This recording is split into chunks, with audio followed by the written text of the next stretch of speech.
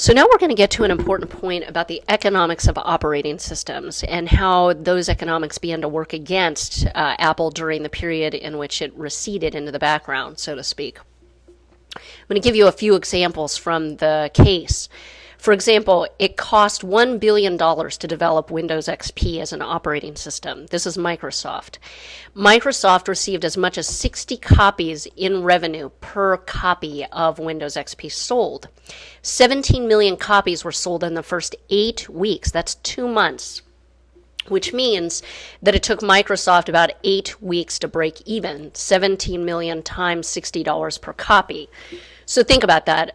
If Microsoft invested $1 billion to develop Windows XP, it only took them 2 months to recoup that cost. Meanwhile, Apple spent $1 billion to develop its operating system, OS X.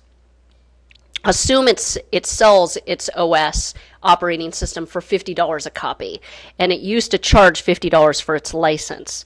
As late as 2006, Apple was only selling about 5 million Macs a year. So multiplying 5 million times $50 a copy, you're talking $250 million a year.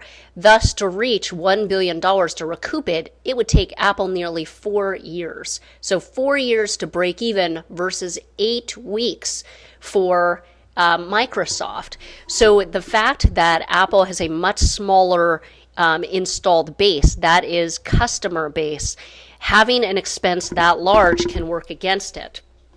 So given the operating system economics, the application software issues, and declining differentiation, that is lack of differentiation vis-a-vis Wintel PCs, Apple's position in the Mac business would appear, at least until the 1990s and the early part of the 21st century, as unsustainable. This should be unsustainable over here. So what did Apple try to do to solve the problem? We know from the case that Scully, who took over for a period of time, tried to do a few things, including, and this is directly from the case, trying to lower costs and increase volume to attract independent software vendors. Again, remember, independent software vendors would be attracted to more computer sales, right? That would be the idea. The more computer sales, the more attractive it would be for independent software vendors. And amortize the costs of R&D, create hit products like the PowerBook to drive up margins. Now, the issue is, this didn't work. So one question we have to ask ourselves is why that is the case. And the argument can be made is the big issue. There are two issues. One in particular that you can see in one, and one in number 2. Arguably, there was an inconsistency between these two issues and also the image that Apple had projected throughout its entire existence. Now, in terms of Porter's 2 generic strategies, I think it's very clear that Apple's always done well as a differentiator. And so the other cost or other strategy would be to be a low-cost provider. But that's never been Apple's thing. You know, people buy Apple because of the glitz, the glam, the technical design, the brand, not because it's a low-cost computer. So when Scully tried to lower costs, one, that was inconsistent with the prior strategy, and 2, the idea that if you want to create hit products like the PowerBook, the word hit suggests that people are going to be attracted to it beyond just some price. So, and to drive up margins is another piece of this. So the strategy failed because it lacked internal consistency. That could be a good argument. That is, releasing hit products required increased spending and R&D and marketing. This should be marketing, which Scully cut. So it was not a consistent strategy. Then along comes Jobs. And remember, for the first 7 years that he was there was a lot of hype about him being there, but nothing major happened until about 2004. Over that time, however, one of the biggest moves he did was to switch from a Motorola and IBM CPU to Intel, which enabled the long-term health of the product line because it was clear that the Intel CPU was needed to offer the kind of thin, light laptops that were becoming popular. Further, and very importantly to one of the main objectives in this case, his timing was excellent.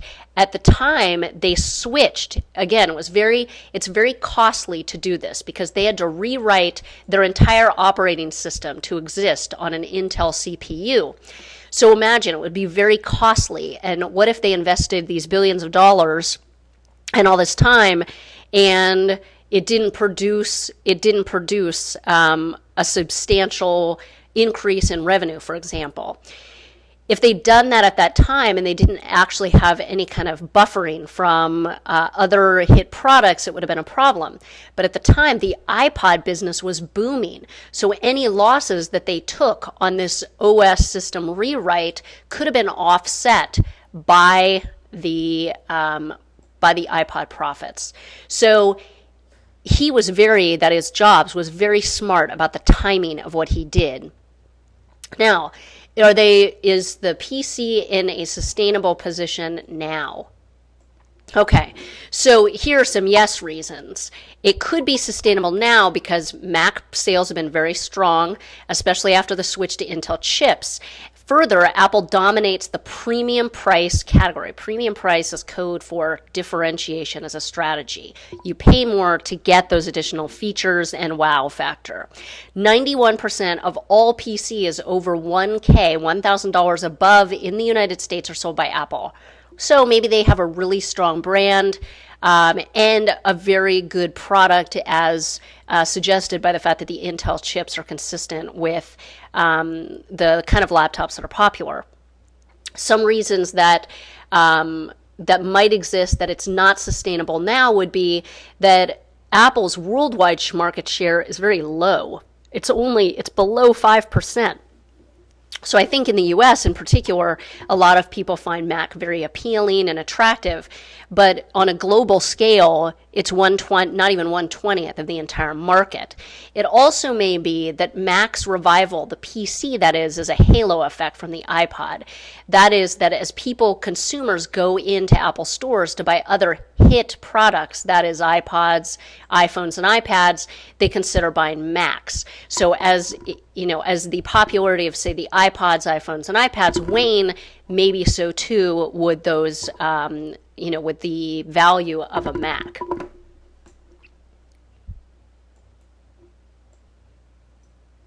Now, an issue here around the question of how sustainable is Apple's competitive position. We've only really talked about how sustainable their position is. Its position is in PCs, but remember that they also have their positions in, iPads, in iPhones as smartphones, and in iPods, that is in the entertainment business. So all three of which have been spectacular successes. So I want to take some time to think about the extent to which some of their other products are sustainable. We could make the argument that there are yes and no reasons for the PC business being sustainable. So what are some of the threats and opportunities? We'll get to iPods and we'll get to iPhones as two competitive positions that we need to consider, whether or not they're sustainable. So how sustainable is Apple's competitive position in MP3 players, that is in the iPod world?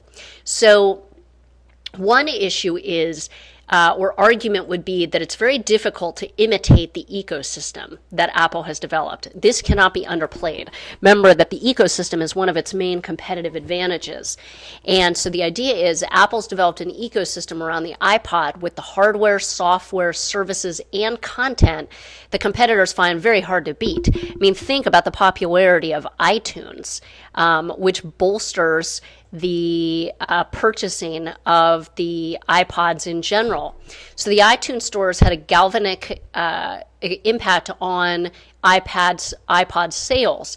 iPad has already developed a steady stream of innovations that serve as a barrier to imitation, ranging from the iPod Shuffle, audio only, to the iPod Touch, audio, video, and web accessibility. So what's interesting here about this last piece, this piece in here, is that iPod has filled all the major pricing points with iPod, which is a different strategy than it's filled before. Arguably, Apple has focused on the high end of most of its products, but the iPod has a range of pricing strategies, the basic iPod Shuffle being significantly cheaper than the iPod Touch. So it's a very interesting strategy because arguably the iPod is much lower cost than would be the iPod Touch. Well, it is factually cheaper, but it's a different type of strategy to pursue all major pricing points. It's also difficult for other organizations who produce the MP3 players to compete with Apple's cost leadership because Apple secured long-term contracts with the leading suppliers of flash memory, becoming one of the largest buyers of flash memory. Remember, we talked about one of that being one of its competitive advantages. Because it's such a large purchaser, that gives it power to negotiate very positive agreements for Apple and substantially lower prices. So Apple enjoys significant pricing power over this critical component, whereas other MP3 producers, manufacturers, would not necessarily be able to achieve low costs, relatively low costs for their flash memory. There's also an issue of holdup, so to speak. The power of the iTunes Store gives Apple an edge over music labels. Now, they're not happy with Apple's dominance and the erosion of higher-priced CDs, but they don't dare stop offering labels to iTunes. Now, Apple did soften its stance somewhat in 2009 by allowing record companies to adopt a pricing tier strategy. So, maybe that was a little bit of a concern for Apple that people might run en masse away from the company and from iTunes. But thus far, iTunes, because it is such a strong feature of Apple's overall strategy and competitive advantage, gives it significant power. And then, in addition, saturation is another issue at hand. iPod sales are slowing, indicating that they may have reached a market saturation point. So that may be on the downside of, is the iPod sustainable over time? The biggest long-term threat arguably posed to the iPod is substitution. Okay, so the threat of substitute products, because as the case reads, some music streaming videos are offering monthly subscriptions with unlimited downloads. So as you know, with iTunes, you have to pay per song. But a number of customers are saying, hey, why not just pay one lump sum and then I get to get however many downloads I want? So that's a significant threat. Consumers can now access internet radio sites and get free streaming music, bypassing downloads onto a music player altogether. So let's just listen to it on the internet. And most importantly, substitution comes from devices that integrate functionalities on mobile phones. So iPod is trying to, the iPhone, as part of Apple's efforts to stave off this threat. The idea being people just use their phones as MP3 players. So this, you can see there's some sustainability promises, points of promise, and some potential threats to the sustainability of the iPod. Now is the question of sustainability of the iPhone, the smartphone. Now, one issue for the smartphone or the iPod is, I'll pull that up, is that there are two very powerful cellular network carriers. The case notes that in the U.S. market, just two carriers control over 60% of the market. So as suppliers, they are very powerful and can garner substantial concessions from Apple in terms of profits. There's a role of subsidy, which is beneficial for the smartphones in general. That is, cellular networks have the power to lower consumers' purchase price. There is also intense price competition within this arena.